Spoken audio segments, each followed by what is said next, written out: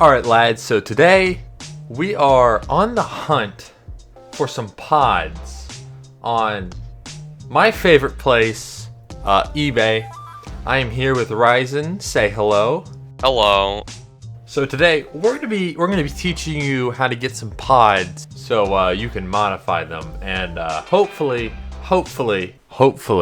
not get ripped off.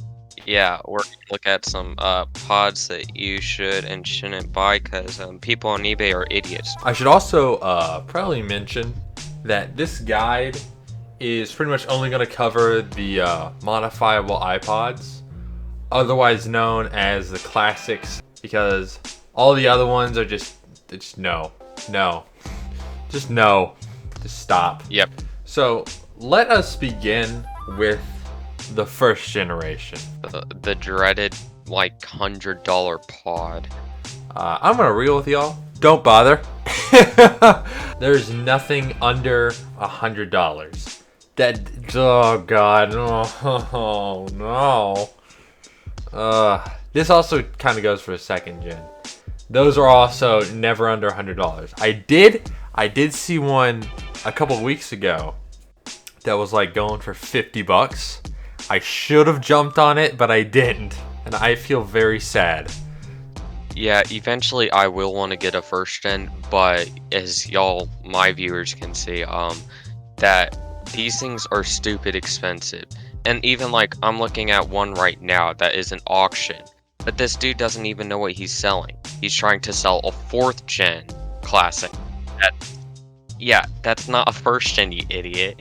But it's like also we've talked about it in our ranking video. The iPod first gen and 2nd gen and 3rd gen, mainly the first two, are really limited in what you can do because they don't really like to accept flash modding. So that limits your stuff there. You're kind of like screwed with those.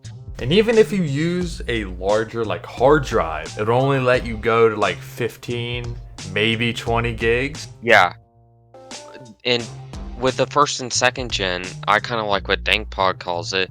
It's the 1S is the 2nd gen because you can quite literally swap the two hard drives without restoring them, and you'll have both music sets on either, and you can go in between them.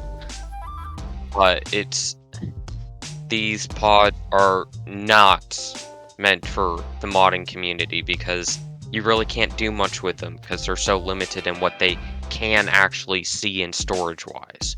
Also, for these pods going forward, you need to look out for the different thicknesses. And for our purposes of modifications with flash storage, you really want the thin model iPods for the 3rd and 4th gen. The thin ones are the better ones because you can't do like big battery mods. I think for the 3rd gen, what you're looking for is the 10, 15, and 20 gigabyte version. And the 4th gen, you're just looking for the 20 or 30 gig versions. Those depend, of course, for the 4th gen, that depends if it's a monochrome or color pod. But those gigabyte numbers are what you're going to look for the thin case pod. Now, okay, so the 3rd gen is kind of in the same boat with the 1st and 2nd gen, and it's even more finicky. Like, you can spend upwards of like $100 just to get a fully working set.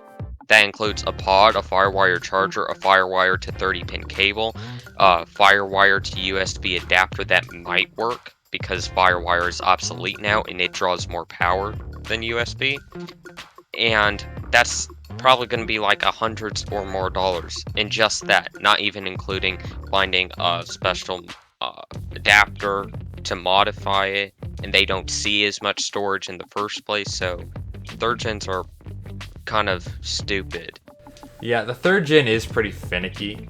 Unless you really, really like that design with all those light up LEDs and that kind of futuristic. Would you say futuristic? It could. Yeah, I mean, I've seen one person do a mod where they added different color LEDs. Now that I see as a cool thing, but like otherwise for a daily driving pod, I think the 3rd gen is not worth it, period, at all. So if you're looking for a 3rd or 4th gen, get one for under $30. That's honestly what they're worth, and get a thin model.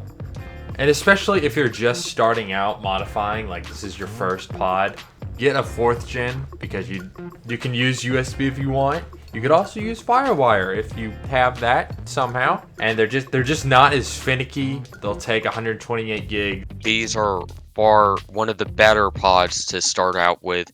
They're the easiest to open by far compared to any other pod.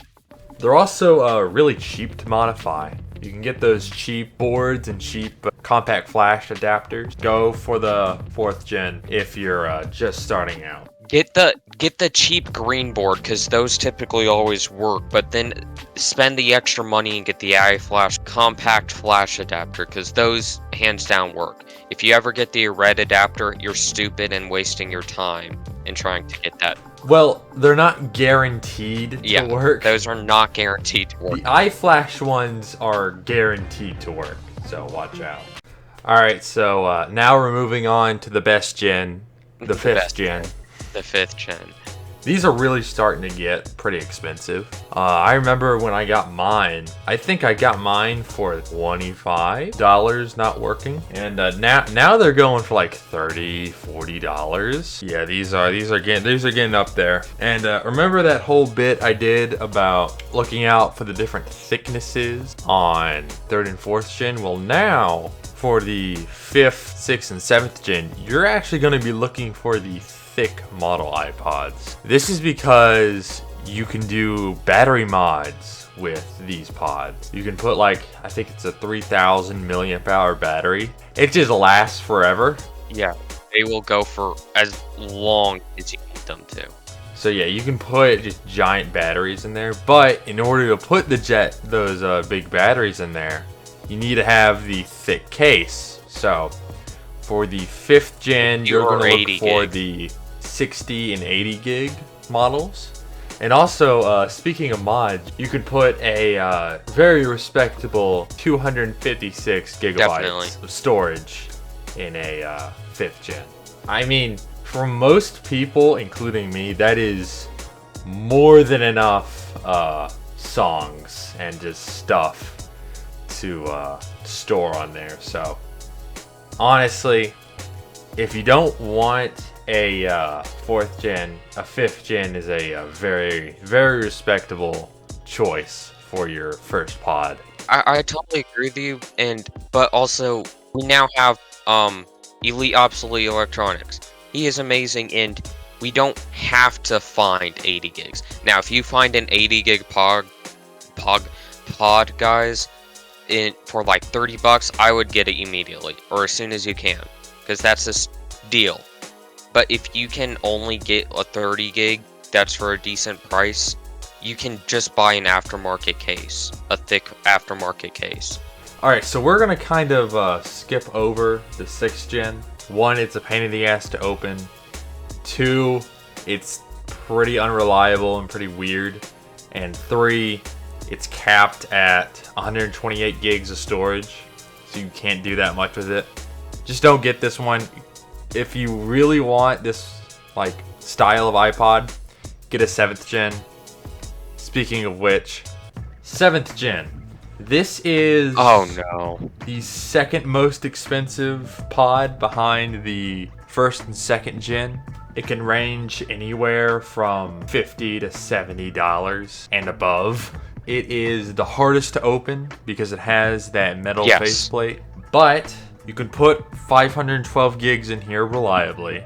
And I should have also mentioned this for the 5th gen. You can customize the colors thanks to our lad, Elite Obsolete. And you can get like different back cases and different front cases. And you can customize the click wheel, the center button, do all this other stuff. This is the pod if you already kind of know what you're doing when it comes to pods, and we just want to get something a little nicer. If you already kind of know what you're doing, get this, I guess. If you want to shell out the money, but again, if you're a beginner, go for the 4th and 5th gen. So Ryzen, do you have one more thing to say? If y'all ever need help, this is going to be a moment for plug. Plugging Cobra's server. Go join him. I'm on there too. We can help you look for a pod if you're not sure if it's a good price or not, or join if you're not already in the main big dog iPod server where everyone is willing to help you look for a good price on a pod. That is like one of the better places to look for pods, because there's even iPod deals where people post stuff to help others look for pods. Thank you, Cobra, for letting me join you. I had blast, and this was awesome. Yeah, man, this was pretty fun. I'll see you later. All right, see you later, dude.